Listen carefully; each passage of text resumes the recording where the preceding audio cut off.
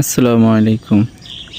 ফজর যখন নামাজ পড়তে উঠি তখন আর ভীষণ ঠান্ডা লাগতেছে না, বুঝতেই পারি নাই যে কেন ঠান্ডা পড়তেছে। পরে নামাজে গেলাম, ওইভাবে শীতে কাঁপাকাঁপি। নামাজে যাওয়ার পরে নামাজ শেষ করে যখন মাঠের দিক তাকালাম, ওর বাবা, শীতকালে যেমন শীত পড়ে আর কুয়াশা পড়ে, আলহামদুলিল্লাহ আজকে তেমন কুয়াশা। তারপরে এসে দেখলাম যে রহস্য তো এই জায়গায়, ঠান্ডা লাগার কারণ। দেখ আলহামদুলিল্লাহ,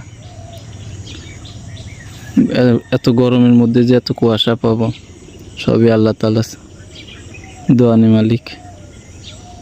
আল্লাহ তাআলা সব কিছুই পারেন। দেখেন কি অবস্থা কুয়াশা। এখন আল্লাহ তাআলা যদি